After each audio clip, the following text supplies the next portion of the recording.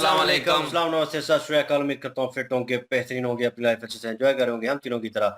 आज एक और वीडियो और उसका टाइटल है वीडियो का टाइटल है जी Lawrence Bishnoi versus Pappu Yadav Bishnoi targets anti India mafia. और दिशाम शर्मा शो की वीडियो है जी। ओरिजिनल वीडियो का लिंक डिस्क्रिप्शन में मौजूद है। लाजमी को भी सपोर्ट करें, हमें भी सपोर्ट करें। मेरा नाम है राणा मंदिर, मेरे साथ हैं मोहम्मद समीर खोखर, बली शकलान इकबाल सोगा। Let's start. आज हम बात करते हैं बिहार के एक ऐसे डॉन की जो कहते हैं कि उनके पास बाघ का कलेजा है।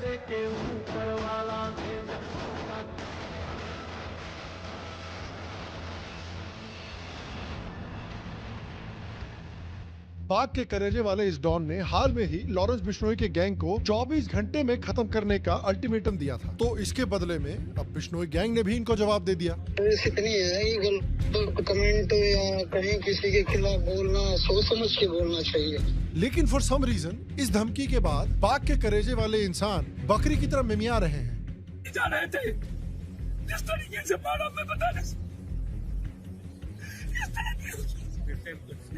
तो आइए आज बात करते हैं कि कैसे बिश्नोई गैंग और इंडिया के बड़े बड़े माफिया, गैंगस्टर्स और बाहुबलियों के बीच में वॉरफेयर चल रहा है और क्यों ये बिश्नोई गैंग से इतना डरते हैं कि जिस इंसान ने एक समय पर अपने आतंक से पूरे बिहार के लॉ एंड ऑर्डर को बिगाड़ के रखा हुआ था, वो आज अमित शाह से अपनी सिक्योरिटी की भीख मांग रहे हैं। हेलो और शाम शर्मा शो के इस एपिसोड में आपका बहुत बहुत स्वागत है। मैं हूं सेकुलरिज्म का सीईओ शाम शर्मा और आप सबको एक सेकंड प्रणाम। तो देखिए ऐसा अचानक हुआ क्या कि लॉरेंस बिश्नोई गैंग सलमान भाई को छोड़कर पप्पू यादव के पीछे पड़ गए हैं। देखिए यह सारी चीज 12 अक्टूबर से शुरू हुई है, जब बिश्नोई गैंग ने मुंबई में बाबा सिद्दीकी के मर्डर की रिस्पॉन्सिबिलिटी ली थी। इस बाबा सिद्दीकी मर्डर वाले मुद्दे पर हमने ऑलरेडी एक डिटेल वीडियो बनाया हुआ है, जिसको आप यहाँ पर या यहाँ पर क्लिक करके देख सकते हैं पूरा। अब बाबा सिद्दीकी की डेथ के बाद ऑब्वियसली सबसे ज्यादा सिक्योरिटी की नीड सलमान भाई को पड़ी, क्योंकि बिश्नोई गैंग ने डायरेक्टली सलमान भाई को टारगेट किया और उनको धमकी दी। The security at Salman's home in Mumbai's Galaxy apartment in Bandra has been beefed up with a no-visitor diktat issued by Hans. उनका ये केस मीडिया में, सोशल मीडिया में इतनी चर्चा में चला गया कि सलमान भाई के बॉडीगार्ड शेरा को पॉडकास्ट में बुलाया जा रहा है इंटरव्यू के लिए। तो ये मामला ऑब्वियसली इतना हाई प्रोफाइल हो चुका है कि इस इंसिडेंट के बाद लोग इस मामले में अब क्लाउट लेने के लिए भी पहुंच रहे हैं, चाहे वो नदीम खान हो। मैं एक लॉरेंस तेरे को एक चीज बोलूंगा, छोटे जिस समंदर में तू तैर रहा है ना, वो समंदर के सार्क रह चुके हम। तू इतना बड़ा हो गया रे, मुंबई में अंडरवर्ल्ड वापस चालू करवा रहे हैं। हाँ, इसकी जान पे इतना उड़ रहा है। लॉरेंस ने तो बहुत बड़ी गलती की है जो बाबा सिद्दीकी के ऊपर हरकत करके। हालांकि वो बात अलग थी कि इनको भी बिश्नोई गैंग ने डोज दे दिया है। लॉरेंस बिश्नोई, अगर लॉरेंस बिश्नोई को जबरदस्ती का फंसाया जा रहा है तो बिश्नोई लॉरेंस के साथ में ये बाबा खान खड़ा रहेगा। काका बिल्कुल। इसके बाद आते हैं शेर के कलेजे वाले पप्पू यादव। जैसा कि मैंने कहा, उन्होंने बिश्नोई गैंग को 24 घंटे में खत्म कर डालने की धमकी दी, लेकिन इस धमकी के तुरंत बाद अपेरेंटली उनको लॉरेंस बिश्नोई गैंग से धमकी भरे कॉल आने शुरू हो गए। कर्म और कांड दोनों करते हैं, जो हमारे रास्ते में आएगा मेरी बात से उसके साथ जो आज हो रहा है वही होता जाएगा। फोन करने का मकसद यही था, सुधर जाओ, नहीं आगे तो देख ही लेंगे हम। अब ये देखकर पप्पू यादव का वो हाल हो गया जो कि फिल्मों में विदाई के वक्त दुल्हन का होता है। यादव जी, आपने लॉरेंस बिश्नोई को नहीं, ये सब बात मैंने पहले मना कर दिया था, बात नहीं पूछेंगे। आप ज्यादा तेज मत बनिए। इसके बाद जब भी प्रेस कॉन्फ्रेंस में पप्पू यादव के सामने लॉरेंस बिश्नोई का नाम तक लिया जाता है, तो ऐसे बिलबिला जाते हैं जैसे कि किसी बॉलीवुड सेलिब्रिटी ने किसी नॉर्मल इंसान को दिवाली में पटाखे या होली में पानी से खेलते हुए देख लिया हो। इतना तो रिपोर्टर्स पे जया बच्चन नहीं चिढ़ती हैं यार। जब उनकी तरफ लॉरेंस बिश्नोई गैंग की धमकियों की फ्रीक्वेंसी बढ़ने लगी, तो पप्पू यादव ने भी टाइट सिक्योरिटी डिमांड कर ली है,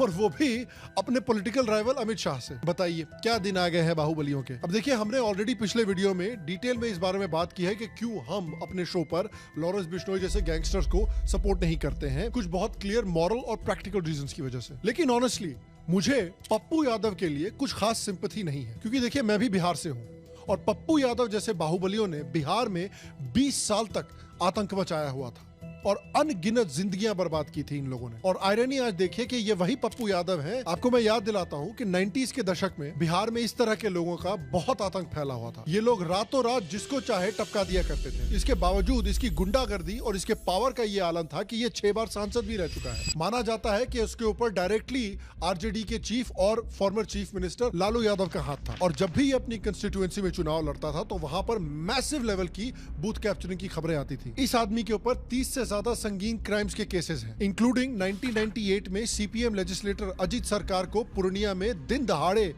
107 गोलियां मारने का आरोप। उस केस में अजीत सरकार के परिवार ने डायरेक्टली पप्पू यादव पर आरोप लगाया था और इस मामले में वो 8 साल जेल में भी रहा था। हालांकि 2013 में इसको पटना हाई कोर्ट ने सबूत के अभाव में अक्विट कर दिया था। पटना हाई कोर्ट ने सबूतों के अभाव में पूर्व सांसद पप्पू यादव को हत्या के मामले में बरी कर दिया है। और इसके अलावा भी जो बाकी 30 से ज्यादा क्रिमिनल केसेस है उनमें murder, extortion, kidnapping, booth capturing, डकैती और दंगे भड़काने का भी केस है। इनफैक्ट अब आपको एक मैं बहुत सरप्राइजिंग चीज बताता हूँ जो आपको शायद पता नहीं थी। ये जानकर शायद आपको सरप्राइज होगा कि अर्नब गोस्वामी, जी हाँ, रिपब्लिक वाले अर्नब गोस्वामी, उन्होंने क्लेम किया था कि पप्पू यादव ने 2 दिन के लिए 1996 में अर्नब गोस्वामी को किडनैप भी किया हुआ था। इस लेवल का पावर था इस आदमी के पास। इसके ऊपर आरोप है कि इसने एयर होस्टेस और कैबिन क्रू को चप्पल से पिटाई की थी। इसको अपने पावर पे इतना घमंड है कि ये लोकसभा में ओपनली बाकी मेंबर्स को धमकियां देता है कि आप हमको सिखाइएगा। 6ठा बार सांसद हूँ, आप हमको सिखाइएगा। और सिर्फ यही नहीं, इसके साथ के बहुत सारे बाहुबली भी थे जो बिहार में एक्टिव थे उस समय, जैसे आनंद मोहन जो भी कुछ समय पहले ही जेल से छूट कर आया है और वो भी एक आईएएस ऑफिसर के मर्डर केस में जेल में था। और इस तरह के खूनी को पप्पू यादव सपोर्ट दे रहा है। क्यों? क्योंकि भाई according to Pappu Yadav, BJP के खिलाफ पप्पू यादव और आनंद मोहन जैसे गुंडों को मिलकर न्याय की लड़ाई लड़नी है और डेमोक्रेसी की रक्षा करनी है। पप्पू यादव जैसे बाहुबली जिन्होंने डेमोक्रेसी को सबवर्ट किया है 20 सालों तक, ये डेमोक्रेसी की रक्षा करना चाहते हैं। ये तो वही बात हुई कि गुंडा फिल्म के बुल्ला और चुटकी लड़कियों की इज्जत करने के लिए रैली निकाल रहे हैं। जिस समय पर इन बाहुबलियों का राज था बिहार में, उस समय हालत ये थी बिहार की कि आईएएस ऑफिसर तक, जो कि इतनी प्रेस्टिजियस पोस्ट है बिहार में, वो भी अपने आप को सेफ नहीं फील करते थे। इनफैक्ट एक एलिगेशन है कि लालू यादव के साथ एसोसिएटेड जो गुंडे थे, उन्होंने 2 सालों तक एक आईएएस ऑफिसर की पत्नी के साथ असॉल्ट किया था, लेकिन वो आईएएस ऑफिसर अपनी पत्नी को बचाने में पूरी तरह से हेल्पलेस था। 1999 में प्रीतम सिंह नाम के एक पुलिस ऑफिसर को मारने के लिए भी अलेजेडली गैंगस्टर राजन तिवारी को हायर किया गया था और उसमें भी माना जाता है कि राज्यसभा मेंबर डीपी यादव और पप्पू यादव का उसमें हाथ था। पकड़े जाने पर अपेरेंटली रंजन ने खुद ये बात पुलिस को बताई थी। 2002 में जब लालू यादव की बेटी की शादी हुई थी तो लालू यादव के साले साधु यादव और लालू यादव के कई गुंडों ने साथ में मिलकर पटना के car dealers, businessman, manufacturer, jewellers से जबरदस्ती लग्जरी कार्स, फर्नीचर और बहुत सारा सामान लूटा था। जर्नलिस्ट श्वेतांग भूषण की माने तो मिथिला मोटर्स और टेल्को स्टॉकयार्ड से 100 से ज्यादा मारुति कार्स, टाटा सफारीज और सूमोस को दिन दहाड़े गन पॉइंट पे लूट लिया गया था। अलंकार ज्वेलर्स से करोड़ों की ज्वेलरी लूटी गई थी। आप लोग यार नेटफ्लिक्स पे स्पेन का मनी हाइस्ट देख रहे हो, अब बगल में देखो बिहार हाइस्ट चल रही है यार, बाय लोकल। उसी तरह से माना जाता है कि पप्पू यादव के ताल्लुकात सैयद शहाबुद्दीन जैसे गुंडों से भी थे, जिसके ऊपर कई मर्डर, एक्सटॉर्शन और दंगे भड़काने के केसेस भी लगे हुए थे। इन लोगों के राज के समय पर बिहार के डीजीपी आर प्रसाद ने कहा था कि बिहार में पुलिस उतनी ही पावरलेस है जितनी की अभी हुए टेस्ट मैच में इंडिया न्यूजीलैंड के सामने हेल्पलेस थी। मेरा तो इतना लाइफ खराब हो गया है, इतना लाइफ खराब हो गया है मेरा। एजुकेशन, इलेक्ट्रिसिटी, जॉब जैसी बेसिक नीड्स तो छोड़िए यार, उस समय पर बिहार के लोगों का 5 बजे के बाद घर से बाहर निकलना दुर्लभ हो गया था। हर दिन लूट, चोरी, बलात्कार, मर्डर जैसे क्राइम्स की खबरें आती थी। और अब आपको दिखाते हैं ज्वेलरी शोरूम में हुई दिन दहाड़े लूट की तस्वीरें। बिहार के कटिहार में बदमाशों ने खुलेआम हथियार लहराते हुए लूट लिए 1 करोड़ रुपए के जेवरात। सुबह की पहली बड़ी खबर, बिहार में आदित्य हत्याकांड का मामला अभी शांत भी नहीं हुआ था कि बिहार के सिवान से एक और हत्याकांड की खबर से हड़कंप मच गया है। बड़ी खबर, बिहार के नवादा में एक नाबालिग ने लालू की पार्टी के विधायक पर बलात्कार का आरोप लगाया है। और अभी हाल में जब पप्पू यादव फिर से पूर्णिया से जीत के आया है इलेक्शन, तो उसके बाद उसकी कंस्टिट्यूएंसी में वापस मानो की रंगदारी सिस्टम आ गया है। एक लोकल बिजनेसमैन ने उसको अक्यूज किया है कि वो 5 करोड़ का एक्सटॉर्शन मांग रहा है उससे। पप्पू यादव के ऊपर ऐसे ही कंप्लेंट्स 2021 और 2023 में भी लगे थे। इसीलिए इस तरह के लोगों से जिन्होंने बिहार की इतनी बर्बादी की है, बिहार की अनगिनत जिंदगियां बर्बाद की हैं, ऐसे लोगों के लिए मेरे पास तो एटलीस्ट कुछ खास सिंपैथी है नहीं। और जैसा कि हम जानते हैं कि एक समय पर बिहार में पप्पू यादव जैसे लोगों की वैसी ही डोमिनेशन थी जिस तरह से बाबर आजम जिम्बाब्वे जैसे वर्ल्ड क्लास टीम्स को डोमिनेट करते हैं। लेकिन जैसे जैसे बिहार में जंगल राज खत्म होने लगा, इन बाहुबलियों का पावर भी खत्म होने लगा। बिहार में गुंडा राज खत्म करने के लिए स्पेशल टास्क फोर्स इंप्लीमेंट की गई थी जो ऑर्गेनाइज क्राइम और क्रिमिनल्स पर स्पेसिफिक फोकस करता था। कई क्रिमिनल लॉज को भी और स्ट्रेंथन किया गया था, जिससे कि कई गैंगस्टर्स और बाहुबलियों को अरेस्ट किया गया था। और इस वजह से धीरे धीरे पप्पू यादव की सारी गुंडागर्दी, रंगदारी, बाहुबलीगिरी खत्म होने लगी। जो एक समय पर बिहार का डॉन हुआ करता था, उसकी मेन स्ट्रीम पॉलिटिक्स में काफी इरेलेवेंस आ गई थी, इसलिए दर दर उसको टिकट के लिए भटकना पड़ रहा था। कभी कांग्रेस के पास, कभी ये राहुल गांधी से एक तरफा प्यार जताते रहते थे। हम एक तरफा प्यार करते हैं कांग्रेस से, कोई दिक्कत, हम पूरा लबाड़ है, कोई प्रॉब्लम। राहुल गांधी के लिए हम पागल हैं, कोई दिक्कत। तो कभी आरजेडी के लिए रोते बिलखते रहते थे।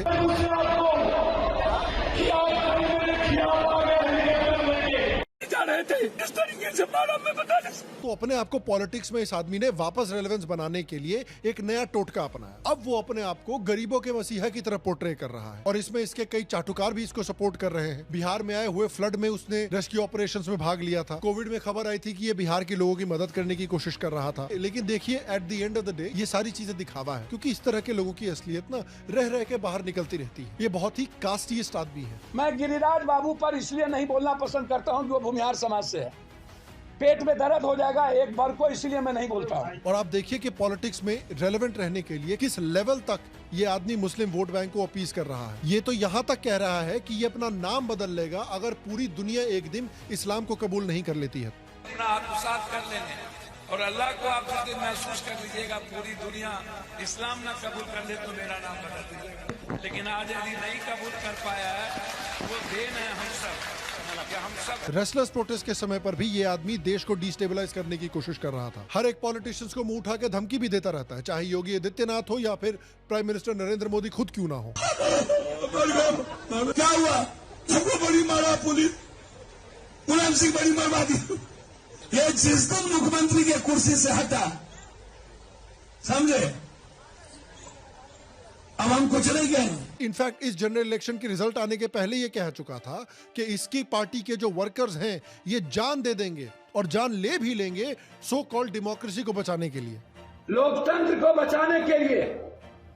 हमारे एक एक वर्कर बिहार में और पूर्णिया में मरने की तैयारी करके कल है, कफन बांध के है। यानी अगर इनके पक्ष में नतीजे नहीं आते हैं तो दंगे करवा देंगे ये देश में। तो लग रहा है कि बिश्नोई की धमकी आने के बाद इस तरह के डीपली करप्ट एंटी नेशनल लोगों को उनके कर्मों का कुछ फल मिलता हुआ दिख रहा है। और देखिए, जैसा कि मैं कह चुका हूं, लॉरेंस बिश्नोई गैंग की तरफ से मिल रही धमकियों को मैं सपोर्ट नहीं करता। मैं खुद चाहता हूं कि इंडिया अगर एक डेवलप देश बनना चाहता है, एक फर्स्ट वर्ल्ड कंट्री बनना चाहता है, विश्व गुरु जैसा बनना चाहता है, तो पप्पू यादव जैसे एंटी नेशनल गुंडों को डर बिश्नोई जैसे गैंग से नहीं लेकिन इंडियन स्टेट से होना चाहिए। मैं चाहता हूं कि जो डर गवर्नमेंट से गुंडों को उत्तर प्रदेश और असम में है, वही डर भारत के हर स्टेट में गुंडों को गवर्नमेंट से होना चाहिए। इन अ वे भारत का सबसे बड़ा गुंडा इंडियन स्टेट होना चाहिए, जिससे सारे गुंडे, बाहुबली और रंगदार डरें। लेकिन लॉरेंस बिश्नोई जैसे लोगों को पप्पू यादव ने खुद ही भड़काया था। उसने खुद कहा था कि सरकार अपना काम ठीक से नहीं कर रही है, इसलिए वो उनको रिवॉर्ड देगा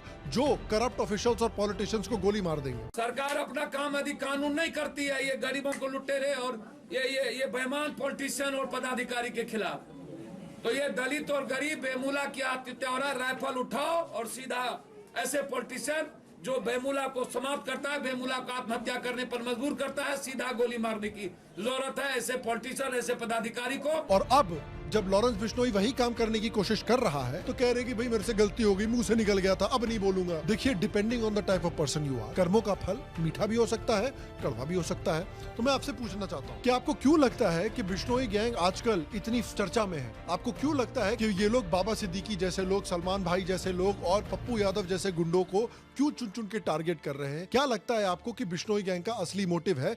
नीचे कमेंट सेक्शन में मुझे जरूर बताएं। बाकी अगर आपको आज का एपिसोड पसंद आया तो हमारे डिस्कॉर्ड को ज्वाइन करें, हमारे पेट्रियन पर मेंबर बने या हमारे यूट्यूब पर एक मेंबर बने। मैं आपसे अगले एपिसोड में मिलूंगा और तब तक स्वस्थ रहें, सुखी रहें, फिर मिलेंगे। और आप सबको एक सेकुलर प्रणाम।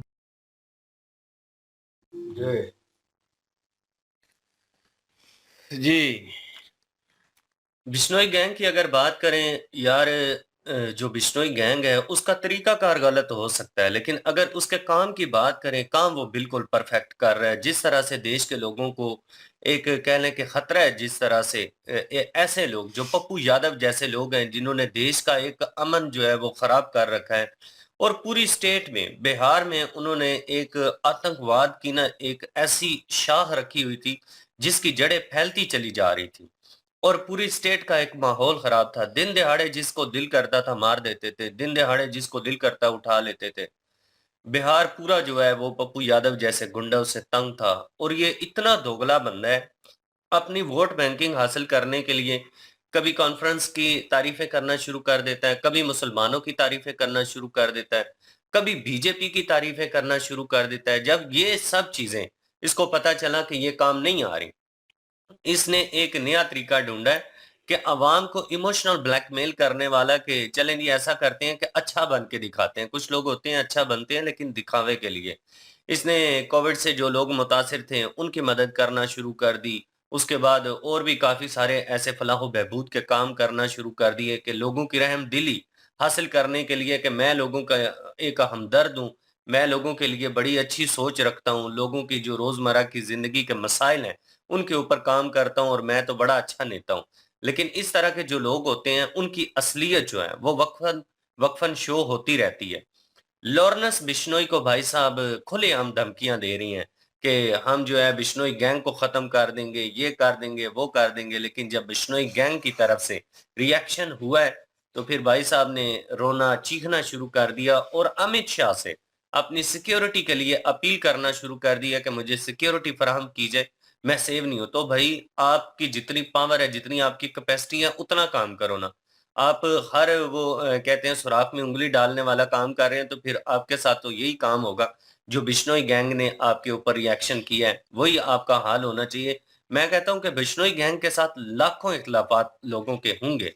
कुछ लोग ऐसे भी होंगे जो कहते होंगे कि यार ये गुंडागर्दी नहीं होनी चाहिए, हम भी कहते हैं नहीं होनी चाहिए। तरीकाकार भाई साहब का गलत है, लेकिन अगर काम की बात करें तो काम वो बंदा ठीक कर रहा है। देश के जो दुश्मन है उनका खात्मा कर रहा है वो। बिल्कुल जी। और काम अगर मेरे ख्याल में इन माय ओपिनियन अगर गवर्नमेंट करे, प्रॉपर वे में करे, तो एक लॉ भी इम्प्लीमेंट होगा और वो जो है एक हिसाब से अवाम के ज़हन में भी आएगा और आने वाली नस्ल भी उस चीज़ को उस तरीके से देखेगी। अगर एक गैंगस्टर को सीरियसली सोचें कि एक गैंगस्टर को आप सपोर्ट करेंगे और इतना भाव दे देंगे कि पॉलिटिशियंस को, और एएसआई था या वो कौन से ओहदे पे था और मतलब गवर्नमेंट के इदारे का बंदा और इस ओहदे पे पुलिसमैन था और वो उसको उन्होंने साइड पे लगा दिया। मतलब इतनी अप्रोच है इन लोगों की, मतलब गैंगस्टर्स की। हम सोचते थे कि पॉलिटिशियंस जो हैं वो दो नंबरी करते हैं, मुल्क को खाते हैं, ठीक है, और करप्शन हर सारा कुछ करते हैं, ठीक है, और लगाते भी हैं, काम भी करते हैं, और फिर भी अवाम उनको सिलेक्ट कर लेती है कि चलो कुछ ना कुछ तो हो रहा है। आने वाले वक़्त में मेरे ख्याल में गैंगस्टर भी वोटिंग पे होंगे। तो ये पप्पू यादव वोटिंग पे ही है ना? तो देख लो, मतलब कि कर रहा है ना ये बंदा अब ये। अच्छा, ये ज़्यादा सियासतदान जो हैं वो ये बदमाशी करके जो है वो आगे आके तो फिर पॉलिटिशियन ही बनते हैं। आए यहाँ पे हैं, भी देख लें कितने हैं। ये आए हैं, इनको नो डाउट पप्पू यादव जो है इसने 2 नंबरियाँ की और इसके खाते सारे मौजूद हैं, तो फिर इसको हटाया क्यों नहीं जा रहा? सिस्टम में कमज़ोरी है ना, सिस्टम कमज़ोर है, होल्ड नहीं कर वो पा तो रहा, कमज़ोरी या है। मे भी हो सकता है सिस्टम में वो बंदे मौजूद हैं जो इनको सपोर्ट कर रहे हैं और वो इनको पूरी पावर दे रहे हैं कि भाई हमसे नहीं हुआ, हम सामने नहीं आना चाहते, तुम करो। वो ऑनर किलिंग वाला हिसाब यहाँ पे हो रहा है, ठीक है, कि बंदा रखा होता है, उसको हर चीज़ प्रोवाइड कर रहे होते हैं लेकिन उसको हाइड किया होता है। जैसे टाइम आता है किसी को मरवाना होता है, किसी को डिक्रिएट करना होता है, तो उस बंदे को पैसे दे के सामने लाते हैं कि तुम आओ। अभी लॉरेंस बिश्नोई जो है उसको लाया जा रहा है, कभी वो सलमान के पीछे लग जाता है, कभी वो एक कत्ल करता है सिद्धू मूसेवाला का, कभी बाबा सदीकी का कत्ल करता है, कभी जनाब वो किसी को धमकी दे देता है डायरेक्ट वे में, और फ़ोन वो कॉल भी सामने आ गई है, वो जा उसने रिकॉर्ड कर दी और रिकॉर्ड करके वो अभी सामने आ गई और रिकॉर्ड में आ गई है वो चीज़ जो है कि वो कॉलें करते हैं और वो धमकियाँ देते हैं, ठीक है। और लॉ एंड ऑर्डर कहाँ पे है सीरियसली? मतलब क्या सोचा जा रहा है कि उस गैंगस्टर को आप ऊपर लेके आए, इस तरह खात्मा करेंगे आप, इन गलत चीज़ों का इस तरह खात्मा करेंगे? ये तो पाकिस्तान कितने हालात बुरे जा रहे हैं, हम भी नहीं चाहते कोई ऐसा गैंगस्टर उठ के जनाब ये कुछ करना शुरू कर दे, ठीक है, और ये कुछ करेगा तो हम क्या उसकी सपोर्ट करेंगे? ओह! ये इसने अच्छा किया। जुल्म के खिलाफ कर रहा था ना, ये अच्छा कर दिया वैसे लेकिन यार उसने कर तो दिया है, लेकिन सोचे कि उसने एक बंदे को मार के चले आपको सुकून आ गया, आपका एक किस्म का बदला पूरा हो गया कि यार ये गलत बंदा था, इसने रेप किया या जो भी करप्शन की, इसको मार दिया। उसके बाद क्या होगा? उस जैसे लाखों बंदे पैदा हो जाएंगे और वो लाखों बंदे, हर बंदा अपनी ज़नीयत के हिसाब से होता है। और ये गैंग हाली ये काम नहीं कर रहे, ये ड्रग्स करना और भी बहुत सारे धंधों में इन्वॉल्व हैं, ठीक है ना। वो सामने नहीं आएंगे, वो ये कभी गैंग सामने नहीं रखेंगे। इनको फंडिंग कहाँ से आ रही है? कौन सा ये काम करते हैं कि इनको फंडिंग आ रही है? ये तो छुपे रहते हैं, हाइड रहते हैं। तो हाइड रह के इधर उधर बंदा कौन से काम कर सकता है जिसमें इतना पैसा हो कि इनके पास असला भी हो, इनके पास अप्रोच भी हो, ठीक है, इनके पास वो नफरी मौजूद हो, लोग मौजूद हों। और हर सिटी में, अगर इंडिया की बात करें तो इंडिया में मौजूद हो, कनाडा की बात करें तो कनाडा में मौजूद हो। तो कौन फंडिंग कर रहा है इनको? सोचने वाली बात है। अब ये चीज़ जो है आप लेंगे कि हमारा हीरो है, उसने गलत बंदे को मार दिया, उसने उसको ये कर दिया, लेकिन भाई सिस्टम ख़राब हो रहा है। आप अपना सिस्टम खुद ख़राब कर रहे हैं एक ऐसे बंदे को सपोर्ट करके जो गैंगस्टर है, ठीक है ना। वो अलग चीज़ है, वो दिखता कैसा है या जो भी है, लेकिन वो गैंगस्टर है और इसमें पॉलिटिशियंस लोग भी शामिल हैं। लालू प्रसाद यादव यादव का नाम जो है वो बहुत जगहों पे आया है। वो देख लें, उसने जिस तरह लूट मार मचाई है शादी के मौके पे, 2 नंबरी की है जनाब। जितने भी टॉप के ताजर थे, बिजनेसमैन थे, उनको उन्होंने चूना लगाया डायरेक्ट वे में, ठीक है ना, बता कर चूना लगाया। और वो उनसे ले गए हैं। किस तरह ले गए होंगे भाई? उनकी फैमिली को धमकाया होगा, किन के थ्रू धमकाया होगा? इन लोगों के थ्रू इनको आगे रखा होगा, इनसे कॉल करवाई होगी। तो भाई डरता तो हर कोई है। वो कहते हैं ना कि वो आगे बिजनेसमैन कहते हैं कि ऐसा आ जाएगा, दोबारा कर लेंगे, हो जाएगा, ज़िंदगी नहीं मिलेगी दोबारा। तो फिर जब फैमिली पे बात आ जाती है तो पूरा बैक फुट पे हो जाते हैं। तो इस चीज़ का ये फ़ायदा उठाते हैं। तो ये चीज़ तो नहीं होनी चाहिए। ये सोचें, अगर आप बिज़नेसमैन हैं, करोड़ों का बिज़नेस कर रहे हैं, आपके ऊपर, आपकी फैमिली के ऊपर कोई गन रख के बोलता है कि यार ये सिग्नेचर करो और कंपनी पूरी की पूरी मेरे नाम कर दो। एक बार ज़हन में झटका तो लगेगा, यार ये क्या हो रहा है? ये मत सारी ज़िंदगी की मेहनत जाने लगी है। लेकिन फैमिली के लिए करना पड़ेगा, उन लोगों ने भी किया होगा। तो अगर इस तरह तो कोई भी उठ के मतलब दूसरे का वेट करेगा, दूसरा अमीर है, अच्छा उससे छीन लो, खुद कुछ नहीं करना, ठीक है? तो ये गैंगस्टर जो है, ये मेरे ख़्याल में इसको ख़त्म होना चाहिए। इस गैंग को रोकना चाहिए। पॉलिटिशियन जो 2 नंबरी कर रहे हैं उनको रोकना चाहिए। जिस पे केस है भाई गलत, जिसने करप्शन किया या कुछ किया, उसको लटकाएँ, सिस्टम को पायदार करें, पता चले कि इंडिया में सिस्टम जो है वो चल रहा है और कानून कानून के तरीके से चल रहा है। और कानून उसमें इम्प्लीमेंट करवा रहा है अवाम को, अवाम कर रही है। लेकिन यहाँ पे अवाम तो एक गैंगस्टर को हीरो मान के बैठी है। ये मूवी नहीं चल रही भाई, रियल लाइफ़ है। तो बड़ा इम्पैक्ट पड़ता है चीज़ों के ऊपर। तो ये करप्शन आपको डीप डाउन आपको बेहतर पता होगी कि आपके पॉलिटिशियंस जो हैं कौन-सी पार्टी के, क्या कुछ कर रहे हैं। हमें तो सरसरी सा एक आइडिया है कि जो टॉप लीडर्स हैं, जो सामने चेहरे हैं, उनको हम जानते हैं। उनके थ्रू ही हम बात करते हैं। तो जो अच्छा है उसको अच्छा बोलते हैं कि यार अच्छा कर रहा है। और जिसमें कई ख़ामियाँ हैं, चीज़ें हैं वो सामने आती हैं, उसके ऊपर भी वार्तालाप करते हैं। लेकिन सोचना आपने है, आपके जो है बच्चों पे मुसल्लत होंगे कल इनके बच्चे। और आप नहीं चाहते कि मतलब इस तरह के बंदे जो हैं इक़्तिदार में। जी। बिल्कुल जी। और पप्पू यादव की बात करें तो पप्पू यादव जो है वो बहुत बड़ा गुंडा है और जो है उसने भी काफ़ी सारे ऐसे काम किए हैं।